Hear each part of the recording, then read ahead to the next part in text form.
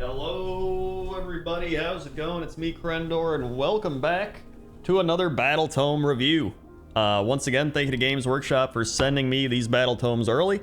I already did the Skaven one. If you missed that, it's the last video I uploaded. I'll put a little blop card thing up there if you want to check it out. But this is for the Sylvaneth. Now, this is another army I've been wanting to play.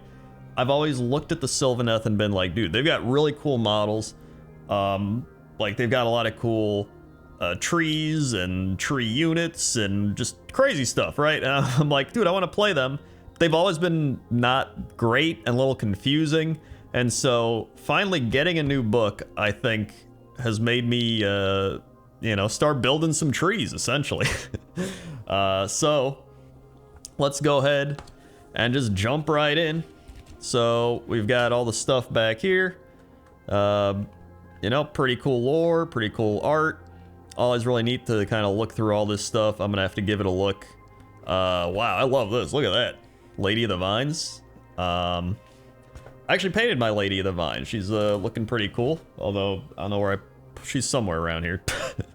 But yeah, they have like so many cool units. I'm actually gonna I'm gonna take a look at this painting guide because I'm gonna be painting quite a bit Sylvaneth pretty soon. I love that you can theme them as well for all the seasons, you know what I mean? Because you can make like winter trees, fall trees, summer trees, spring trees. You can do whatever you want. So I think it'll be really cool. I might do a little mixing and matching, do like some winter themed Kurnoth hunters and then some fall themed ones. I don't know, we'll see. See how I'm feeling. Either way, the army rules. Here we go. So, first things first, we have the allegiance abilities. I swear, after doing Skaven, this is like, it's like half the size of the book, but you know, they have like half the units and all that stuff. So, first things first, you have the Glades. You can pick one of the following sub-factions. So you got Oakenbrood, Gnarlroot, Heartwood, Ironbark, Winterleaf, Dreadwood, Harvest Boon as your sub-factions. We'll take a look at those in a bit. Pieces or places of power. After territories, words are hard. After territories are determined, before faction terrain features are set up, you can pick up to 3 terrain features on the battlefield that are wholly within or wholly outside enemy territory. Those terrain features are considered by you to be overgrown terrain features. At the start of your hero phase, you can heal 1 wound allocated to each friendly Sylvaneth unit that is wholly within 9 inches of an overgrown terrain feature or a friendly awakened wildwood. So straight up, you're going to really want to play with terrain as Sylvaneth, because you're just going to get, you know, overgrown terrain, which is really cool, because now, it used to be all about wildwoods, right? And now this overgrown terrain just adds, essentially, additional wildwoods, right? So it has to be, again, 3 terrain features on the battlefield that are wholly outside enemy territory. So they can be in your territory, which is nice. And in the middle of the board and, you know, wherever there might be objectives, whatever it is, you get it. Then we have from Woodland Depths. Once per turn, at the end of your movement phase, you can pick 1 friendly Sylvaneth unit that is wholly within 9 of an awakened wildwood. If you do so, remove that unit from the battlefield and set it up again more than 9 inches from all enemy units wholly within 9 inches of either an overgrown terrain feature that is more than 3 inches from all enemy units, or a different friendly awakened wildwood that is more than 3 inches from all enemy units. So essentially, you can teleport around. You can just travel between the trees, which again is really cool. I like that. I think it's a really cool feature.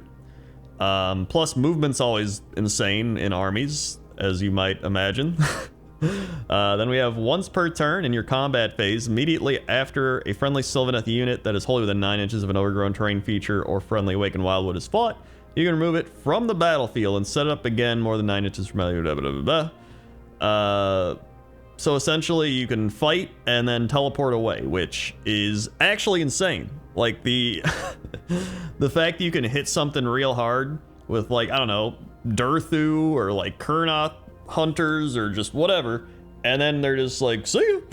They just warp away, is pretty great. Or you can like try to capture a point with some really shitty infantry, I don't know, what are they called? Revenants, you could use like Revenants, and then you don't want them to die, right? So you fight with the Revenants and then warp them away right away. Like, that's a thing you could do as well if you don't want your units to die. So, a lot of different things you can do with that. Then we have Verdant Blessing. It is a spell that has a casting value of 6, range of 18. The Sylvaneth Wizards know this spell, in addition to other spells they know. And if successfully cast, set up an Awakened Wildwood terrain feature wholly within range, invisible to the caster, more than 3 inches from other models, endless spells, invocations, terrain features, and objectives, and add it to your army.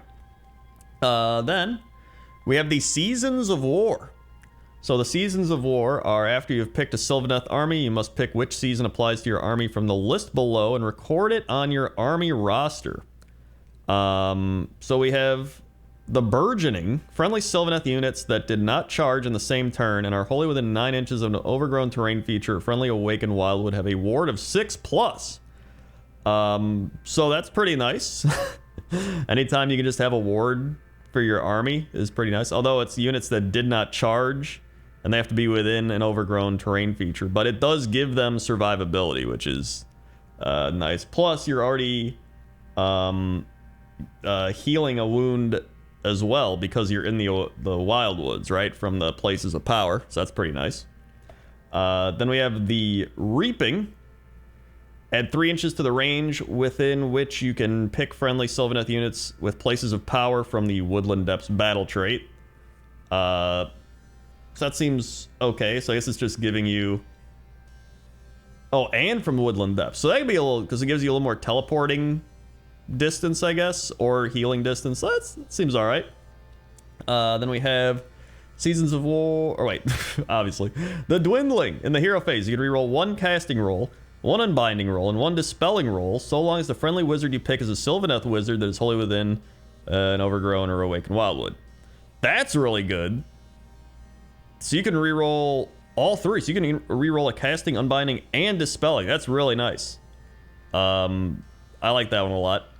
Then we have Everdusk. Subtract 3 inches from the range within which you can pick friendly Sylvaneth units from the places of power in Woodland Depths. However, if the unmodified hit roll for an attack made with a melee weapon by a friendly Sylvaneth unit wholly within 6 of an overgrown terrain feature, friendly Awakened Wildwood is a 6, scores 2 hits instead of 1, make a wound and save roll for each hit. That's really nice. In fact, wait, if you do this, so let's say you have some Kiernoth hunters that have bows, right?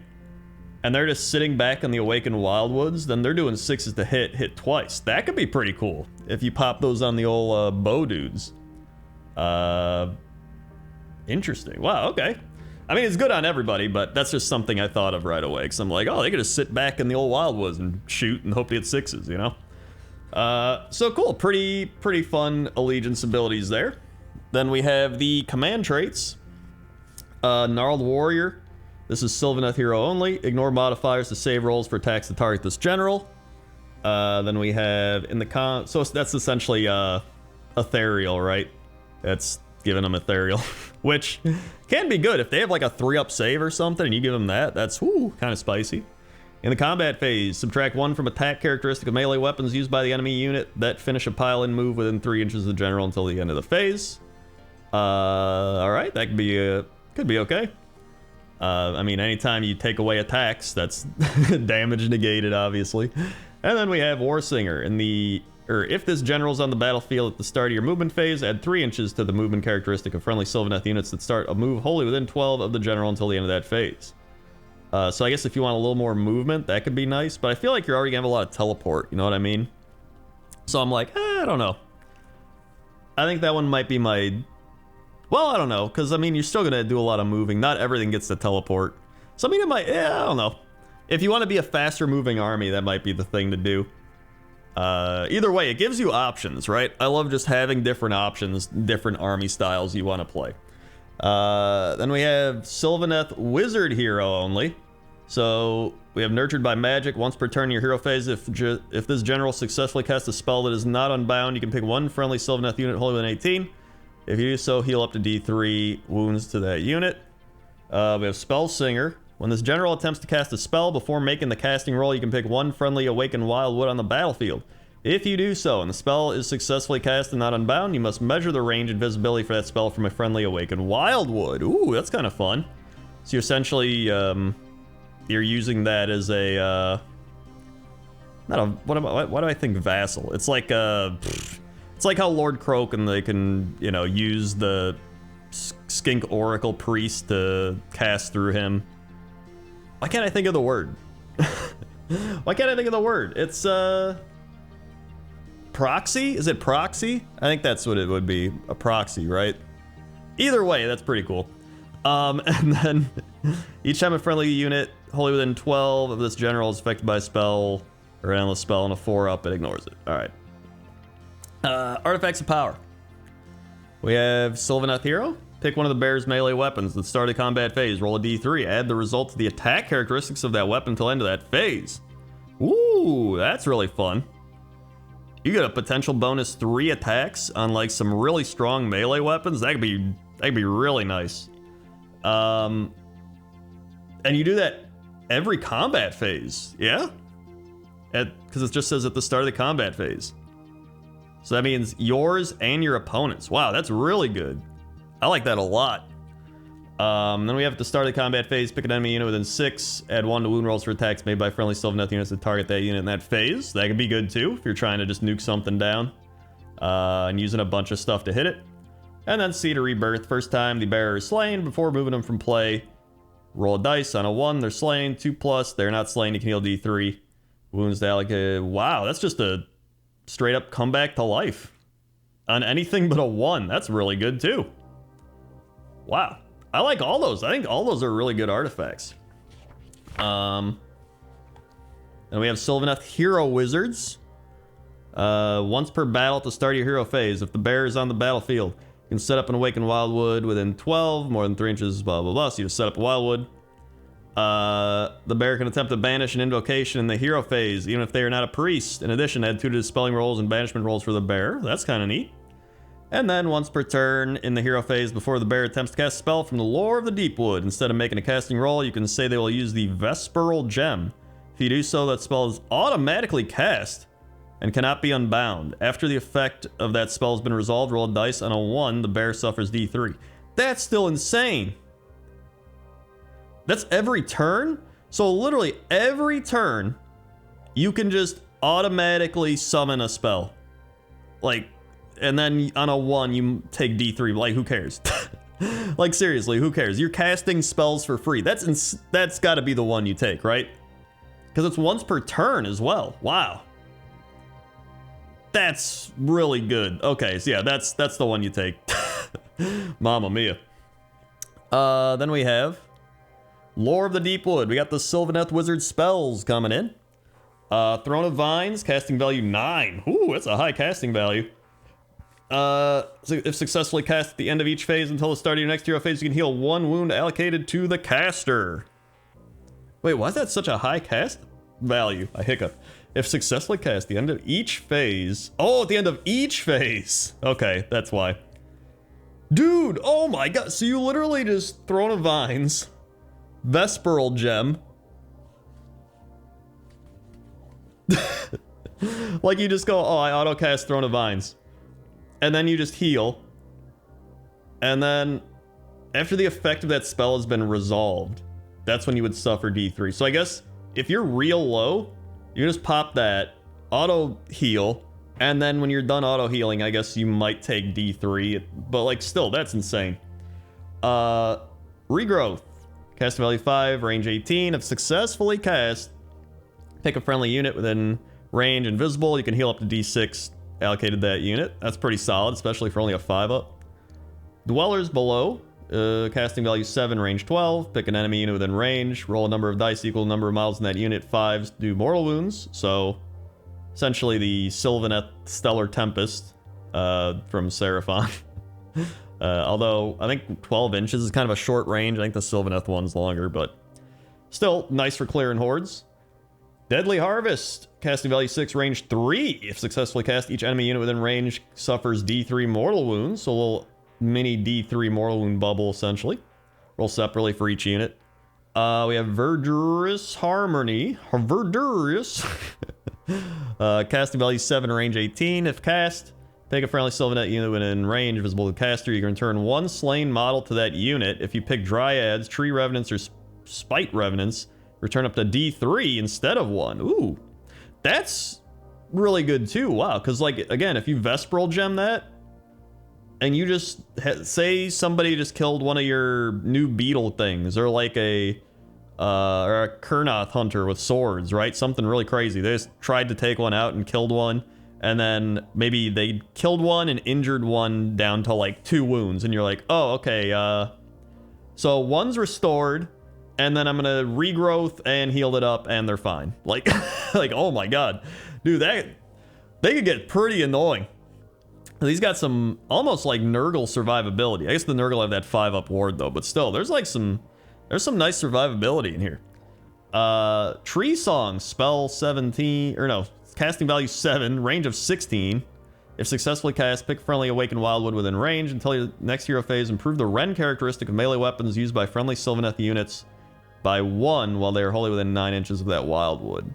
So that could be pretty cool if you're fighting near a wildwood and you got to take something out.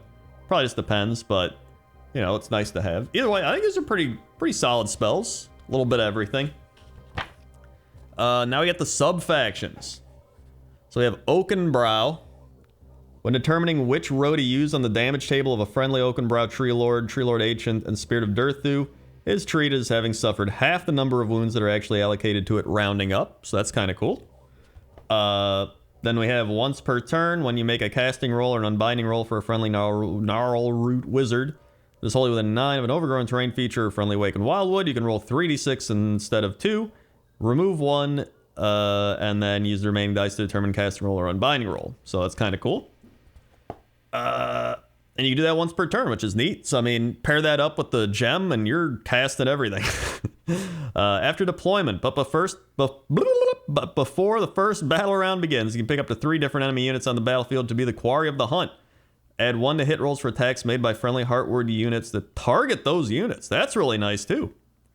Because that makes Kurnoth Hunter's battle line as well, I believe. Yeah, wow, that's really good.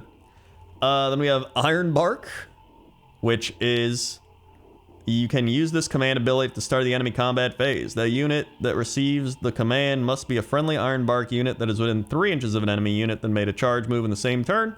Pick an enemy unit within 3, Ironbark unit, roll a dice. On a 2+, the enemy suffers D3 mortal wounds. You can use this command ability more than once in the same phase, but if you do so, you cannot pick the same enemy unit more than once in the same phase. That's pretty neat. I mean, anytime you're just doing mortal wounds, it's like a free stomp almost. Winterleaf. Enemy units within 3 inches of a friendly Winterleaf unit cannot retreat. Uh-oh, Nighthaunt in shambles. In addition, if you pick Everdusk from the Seasons of War battle trait for a Winterleaf army, enemy units within 3 of a friendly Winterleaf unit cannot be removed from the battlefield through an effect that would allow them to be set up again later in the battle. Super Nighthaunt in shambles. Oh my god. Winterleaf is essentially the like, hey, are you playing Nighthaunt? Well, good luck. Like, oh my god, wow. That's crazy.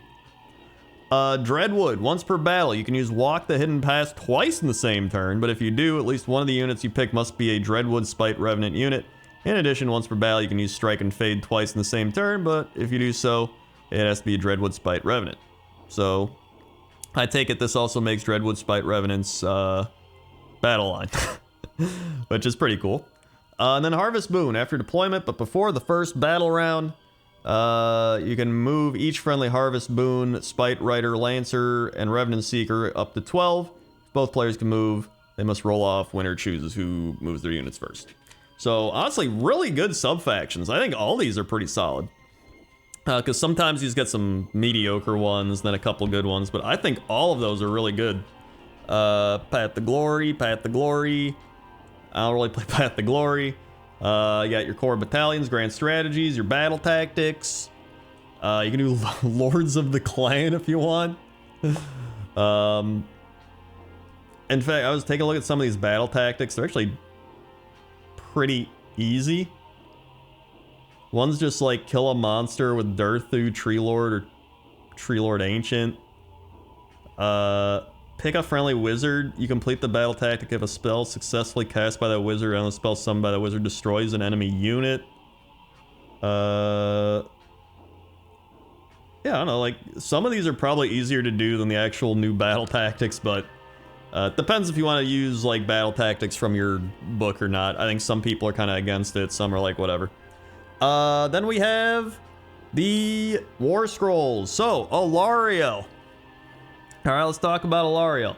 16 wounds, 3 up save, 10 bravery, 16-inch move. She can move fast and far. She is riding a giant beetle. Also, I love this art over here. It's really cool. Really cool art. She's got her spear, which is 1 attack. Hold on, 1 attack, 2x2, -2, 6 damage. So if she hits with that spear, essentially don't roll a 1, and you can do 6 damage. Oh my god, that's a honking hit right there. You can one-shot some people if you get that off. Then we have Talons, 4 attacks, 3x4, 1 damage. Antlers, 4 attacks, 3x2, -2, 5 damage at full bracket. Woo! You just you all attack, you get 2x2s, -2, 5 damage. Like, you're living the good life. So she can cast 3, she can unbind 3. She knows all the spells from the Lore of the Deepwood in addition to the other spells it knows, which is fantastic. She can just cast everything. She's got flying, she can fly around. She's got Life Bloom. In your hero phase, you can heal up to 2d6 wounds allocated to this unit. And once per battle at the end of your hero phase, if this unit has been destroyed, you can roll a dice and add the number of the current battle round to the roll. On a 6+, you can set up this unit on the battlefield wholly within 12 of an overgrown terrain feature, friendly awakened wildwood, or more than 9 inches, and more than 9 inches from all enemy units with 8 wounds allocated to it. So she can just come back to life, especially late game. You get to like rounds 4 or 5. I would say I would try to do it on like round 4 if she's dead, so then you at least get a couple of rounds with her. But even like round 5 is still, you know, good. Because like anything but a 1. Or actually, no, round 5, you would just auto come back, right? Because even on a 1, or is it going to auto fail on a 1? I actually don't know. Just don't roll a 1, forehead. If you carry out a Stomp Monstrous Rampage with this unit, the enemy you picked has a wounds characteristic of 1. The enemy unit suffers D6 mortal wounds on a 2 instead of a D3. That's pretty spicy. So yeah, her coming back to life is pretty wild. Then we have Soul Amphorae. This is their summoning. Once per battle at the end of your movement phase, you can summon either 20 Dryads, 10 Tree Revenants, 10 Spite Revenants, 1 Kurnoth Hunter Pack, 1 Branch Witch, or 1 Treelord. So that's pretty neat. She's got some good summoning there. Then they got to be 9 inches from all enemy units and 9 inches wholly within this model. Then we have this unit can still retreat and shoot and charge later in the turn, so that's very nice. Then we have at the end of any phase, and if any wounds afflicted by this unit's Talons of the Dwindling in that phase were allocated to an enemy model and not negated, that enemy model has not been slain, roll a dice. On a 6, that enemy is slain. Like, okay, so if you just straight up get hit by the shitty Talons, there's a possibility you might just die. Like, alright. Then she knows Metamorphosis, which is casting value 7, range 16. Pick an enemy within range visible to the caster, roll number of dice equal to the casting roll. For each 3 up, that unit suffers a mortal wound, which is pretty solid. If a unit is destroyed by a mortal wound caused by the spell before removing the last model in that unit from play, you can set up an Awakened Wildwood terrain feature consisting of 1 scenery piece wholly within 12 of that model, and more than 3 inches from all other objectives, terrain, and objectives, blah blah blah, and add it to your army. And then, once per battle, at the start of your hero phase, you can say Alario will give voice to a verse of the Rite of Life. If you do so, until the end of that turn, all terrain features on the battlefield that are not already considered by you to be overgrown terrain features are considered by you to be overgrown terrain features. So, listen, she may be... how many points here? 840 points. But she is pretty insane. The amount of stuff she can do and the amount of damage she can do and the movement she has, like, it's a lot. So I mean, I think it's one of those things where if you really want to build an army around Alarielle, you can do it. But I also think if you're like, this is too much for me, you can opt to do something else as well, which I think is cool, right?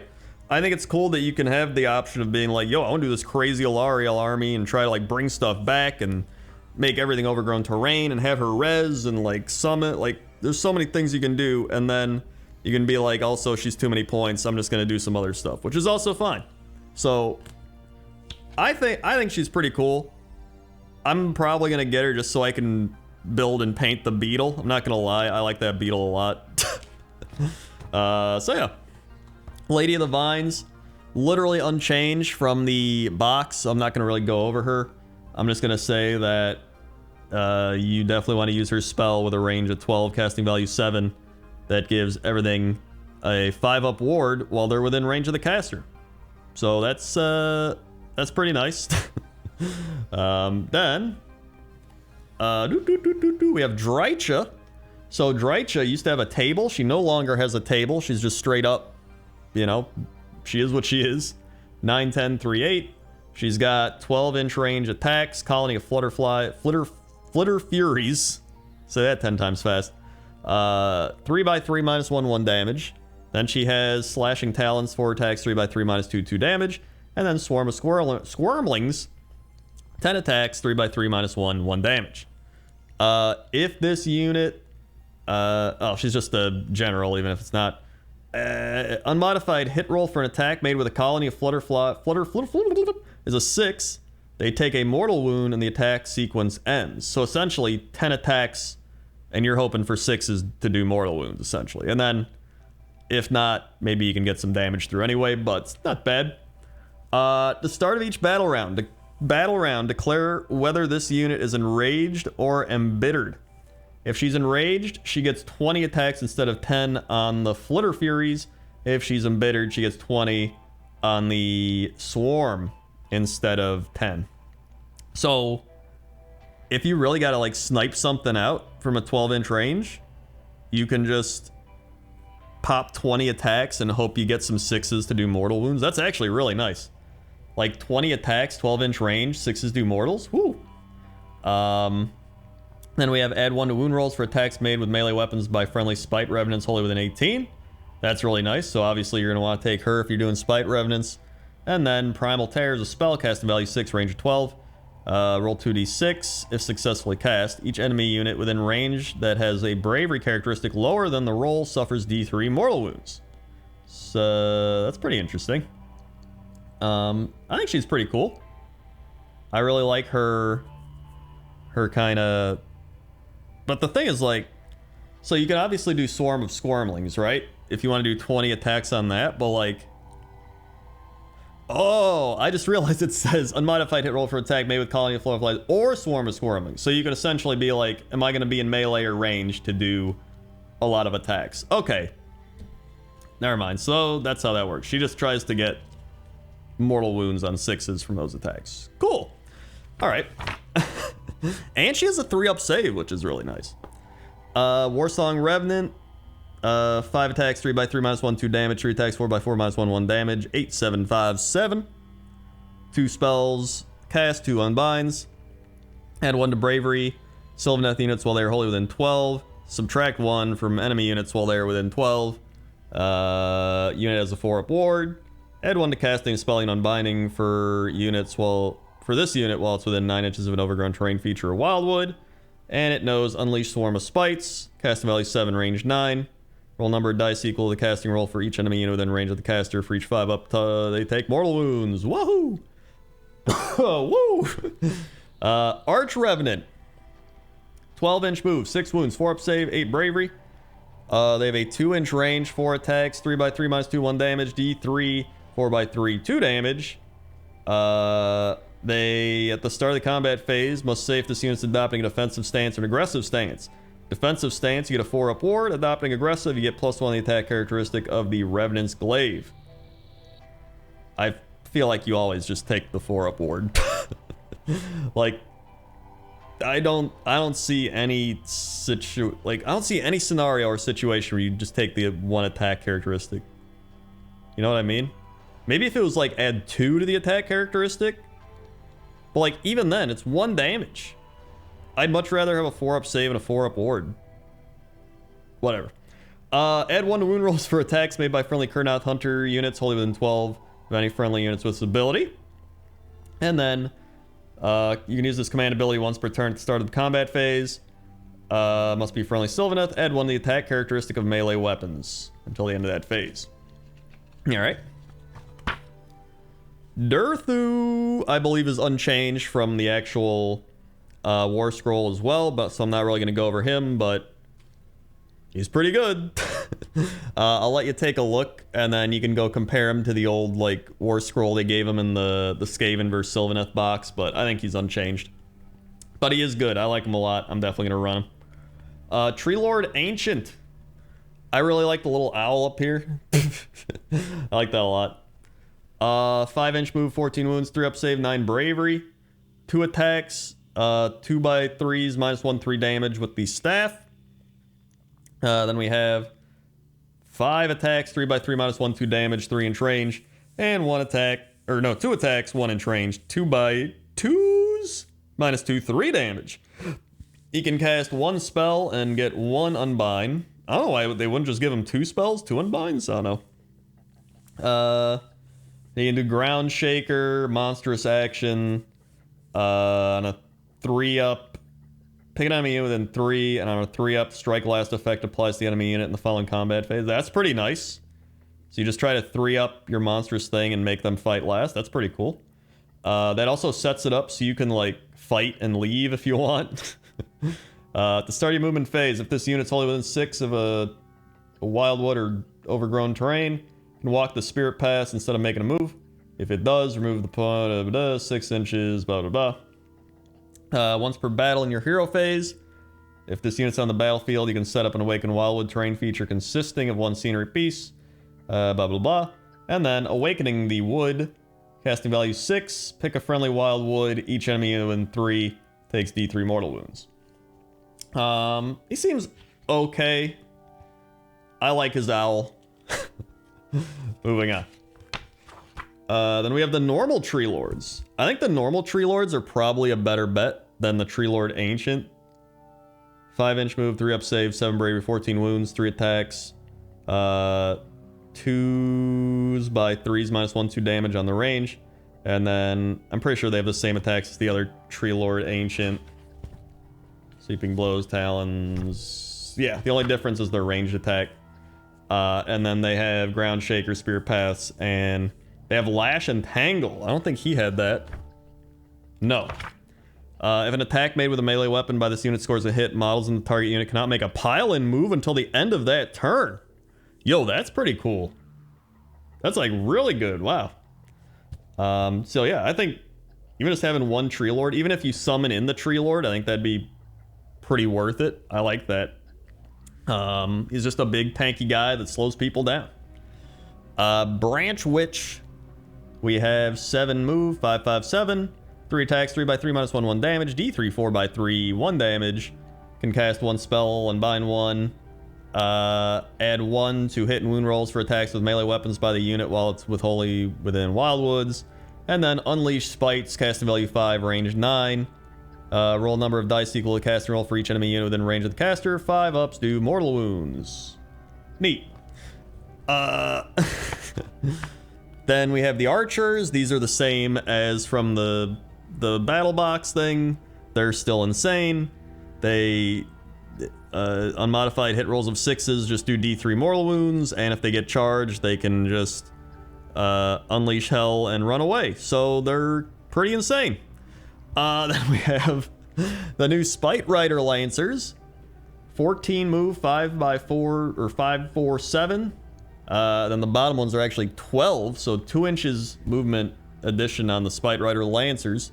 I said that weird. 2-inch movement addition. They have 4 attacks, 3x3 -2/1 damage, and 3 attacks, 4x3 -1/1 damage. Add 1 attacks characteristic of model with a Spite Rider Lance. They can pile in an additional 3 inches, or no, it can move up to 6 inches when they make a pile in instead of 3. Oh yeah, okay. And then they can return a slain model on 5-ups instead of 6s when they rally. Strike first applies to this unit if it made a charge, which is cool. And at the end of each phase, if an enemy model was slain by an attack made by this unit, you can heal all wounds allocated to this unit. That's pretty crazy. And then let's see the bottom ones here. So they have 3 attacks, 4x3, -2 damage, so a little worse. And then the bottom bracket mandible thing's still the same.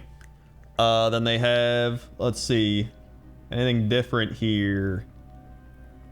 I guess the harvester thing is the only different thing. They still have throbbing of life. Once per turn, at the end of your movement phase, you can pick a friendly Sylvaneth unit with wound characteristic of 5 or less that is wholly within 12 of this unit and roll a dice. On 2-up, you can return 1 slain model to that unit. You cannot pick the same unit to benefit from this ability more than once per turn. Wow. So yeah, you have these, which are a little slower, but they bring units back to life, which is crazy, as you can return any unit, not just this unit. Or you can have these, which are more of a fly-in, get first strike, and just beat the shit out of stuff, you know what I mean? So there's like a little more offensive, there's a little more support. I kind of like these more. I think having these support dragons or flying, I don't know what they are, dragon things, might be a little better. And they can still do decent damage, you know what I mean? So I kind of think these might be a little better, but it probably depends what you're doing and your play style too, which is very cool. Then we have the Kurnoth Hunters. 5/5/3/7. You can add 1 to the characteristic of that model's great bow, which is great. They changed it from the box that said they get a melee attack, which made no sense. They also have a new thing here. While this unit's contesting an objective, friendly Sylvaneth units wholly within 6 of that objective are treated as being wholly within 6 of an overgrown terrain feature. That's pretty cool.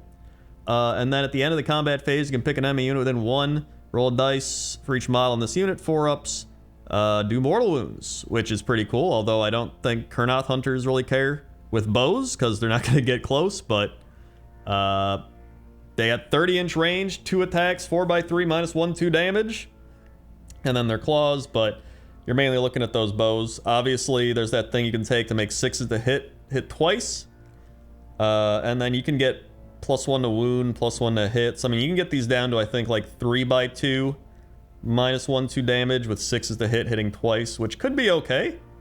Like, I guess you could have 1 unit of these to try to just sit back and artillery down stuff, but at -1 rend, like, I don't know. Maybe, I think -2 rend would have been good, but they might be getting a little too crazy at that point. I don't know. I'd rather they have -2 rend, I think. I don't know. Or even, like, even 6s to hit doing, like, a mortal wound, you know what I mean? Like, they just needed, I feel like they need something else in addition to what they are. Because if you look at, like, Kurnoth Hunters, alright? The ones with great swords, so they're pretty much the same, but they got swords, which are 4 attacks, 3x3, -1/2 damage. At the end, wait, I already got that. Then they have, if the unmodified hit roll for an attack made with a sword is a 6, the target suffers 2 mortal wounds and the attack sequence ends. That's insane. So you have 3 of them, so you're gonna have 13 attacks with the leader fighting. So that's 13 attacks, 6 is doing 2 mortal wounds. So on average, you're probably gonna do 4 mortal wounds. And then, you know, sometimes you'll be terrible, but sometimes you might roll like 8, 10 mortal wounds if you're really lucky. Like, wow. And if you don't, you can still hit and do damage. So I really like the swords. The scythes are also insane. So these are 3x3, 3 attacks, -3, 2 damage. So instead of getting mortal wounds, these guys just get an extra 2 additional rend, but they do lose an attack compared to the swords. But if any models in the enemy unit finish a pile-in move within 3 inches of a friendly unit with this ability, that enemy unit suffers a mortal wound after all models in the unit have finished their pile-in. So that's kind of crazy, especially in addition to the trample underfoot. Wow. So I think swords and scythes seem to be the way to go. Maybe scythes a little more defensive and, like, you know, I guess if you're trying to just hit stuff with the rend, like, you can get those probably to You could even make them bounty hunters in the new GHB, and then they get +1 damage. And then you could probably get them the additional Ren somehow. So you're getting like 3/3 -4, 3 damage. Like, you can get crazy out there. Yeah, wow, okay. Then I really like the swords, though. I like the way the swords look, and I still like the mortal wounds. I think I'm just gonna build swords. Dryads. They're Dryads, 7 move, 5 save, 6 bravery, a wound. 2 attacks, 4/4, 1 damage. Subtract 1 from hit rolls and wound rolls for attacks that target this unit while it's within 9 inches of a friendly overgrown thing. That's pretty nice, actually. Makes them a little harder to kill. Then we have Tree Revenants. 5 attacks, 2 wounds, 5 saves, 6 bravery. So they now have 2 wounds up from 1. 2 attacks, 4/3s, -1, 1 damage. 2 attack, 4/3, -1, 2 damage. The leader gets that bottom protector glaive. The others just get the enchanted. They can pile in 6 instead of 3. They have a Waypiper, so at the start of your movement phase, it can walk the spirit path instead of making a normal move. If it does, remove the unit, set it up 9 inches from anywhere so they can teleport. It's pretty nice. And once per battle round, this unit can receive all-out attack or all-out defense without a command point being issued and spent, which is also very nice. And they're just battle lines, so I think having Tree Revenants, at least like 10 Tree Revenants is pretty solid. Spite Revenants are more of the offensive ones, same stats, but they have 3 attacks, 3/3, 1 damage, and 6s do a mortal wound. So you're essentially just fishing with mortal wounds for the Spite Revenants, but still pretty wild. You could just send them out and try to get mortal wounds. Try to nuke something down with a little pack of Spite Revenants. This is the Warcry guy. I don't really ever look at these. I don't know if he's good. You think we're still charged? He seems alright. He actually doesn't seem too bad from just like a quick glance, but we'll see. I actually do have this warband, I think, because I thought they looked cool. Let's see. Might have Kurnoth, casting value 7, range 12. Add 1 to wound rolls for attacks made with melee weapons by that unit till the start of the next hero phase. That's actually pretty good. You can just give somebody +1 wound for their melee. That's pretty solid. I actually like that a lot. I don't know if he's gonna be cheap or not, but you can still run and charge. It's got a plethora of average attacks. Neat. I think same thing for these. You can reroll wound rolls of 1 for attacks made by this unit. The Guardians. It's another warband or Underworld. I always mix them up, but you know. They're alright. And then we have the Endless Spells. So this one is, after this Endless Spell is moved, roll a dice for each unit within 1. On a 3-up, that unit suffers D3 mortal wounds. And then the same one over here, but you can heal D3 instead of do D3 mortal wounds. So that's kind of neat. It also has a casting value of 7 and a range of 6. So yeah, you can... I think you do both, so if it lands near either one, they get healed and they take that. So that's kind of neat. Especially because it's like a hybrid. You get both. Spite Swarm Hive. Casting value 7, range 15. At the end of the player's hero phase, if Sylvaneth Wizard or hero in that player's army is within 9 inches of the spell, it can use one of the following abilities. Pick a friendly Sylvaneth unit wholly within 9. On a 2-up, add 3 inches to normal moves and charge moves for that unit until the end of the turn. That's pretty good. And pick a friendly Sylvaneth unit wholly within 9 of this endless spell. On a 2+, worsen the Ren characteristic of attacks that target that unit by 1 to a minimum of nothing until the end of the turn. That's pretty good. Especially the 3 inches to normal move and charge moves. Wow. That's actually crazy. Then we have Vengeful Skull Root. Casting value 6, range 6. As unit fails a battle shock test within 3 inches of the sunless spell, add 3 to the number of models that flee. This ability has no effect on Sylvaneth.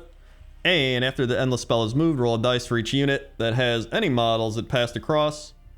Or wait, after the endless spell is moved, roll a dice for each unit that has any models it passed across and each other unit that is within 1 at the end of its move. On a 2-up, suffers D3 mortal wounds, or D6 if that unit is also within 6 inches of an awakened wildwood. No effect on Sylvaneth. Wow, that's really good. Just straight up on a 2-up, you either do D3 or D6 if you're within the wildwood. That's actually really good. And then you got, finally, your awakened wildwoods. Which are... only Sylvaneth armies can include in this faction. After territories are determined, you can set up this faction terrain feature wholly within your territory more than 3 inches from all objectives on the terrain features. If both players can set up the faction terrain feature at the same time, they must roll off to see who will blah. When you set up this terrain feature, it can be set up either small, medium, or large awakened wildwood. A small awakened wildwood consists of 1 scenery piece, and medium awakened wildwood consists of 2, and large is 3. If the terrain feature is set up in a medium or large awakened wildwood, all of its scenery pieces must be set up touching so that they form a circle in the area open to ground inside the circle. Area inside considered to be part of the awakened wildwood terrain feature. Abilities allow you to add awakened wildwood to your army during the battle, allow you to set it up. They may also specify max number of scenery pieces it consists of. In addition, it must be set up more than 3 inches small, enemy battles, objectives, with terrain features, on spells, notifications, lost other notifies. I got $5, you got 2, 5, 50, 5. Overgrown wilderness is the only possible to see a few yards in these forbidding thickets. Visibility from units within Sylvaneth keyword is not blocked by the terrain feature. At the end of the charge phase, roll dice for each unit does not have a Sylvaneth keyword that's within 1 inch of the awakened wildwood. Add 2 to the roll if any wizard on the spells are within 6 inches of the awakened wildwood is within 1 inch of the being rolled for. On a 6 up, they take D3 mortal wounds. Sold for $1. And then there's a cool picture of some Sylvaneth. So, pretty neat. It's also cool that the awakened wildwood finally have stable rules instead of whatever they've been doing over the last like 3 years. And then there's the points, which I haven't fully looked at, but all the endless spells actually dropped by like 20 to 30 points, which is pretty crazy. And then a lot of other stuff went up, obviously, but pretty much everything's been going up all over, except a lot of the Skaven stuff hasn't really gone up much, which is cool, as somebody who likes rats. And that's it.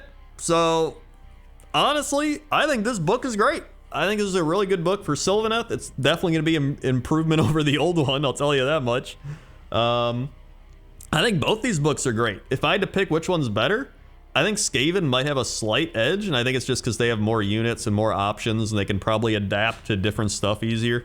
But I think Sylvaneth's in a good place now, and yeah, I'm excited to play both these armies. I'm actually really pumped, and yeah, let me know what you think down in the comment section below. Give it a like, comment, subscribe, and let me know your thoughts. So here's hoping the next Battletomes will be, I think, just as good as these two. Obviously, we haven't seen them play out yet, but I think they're going to do great.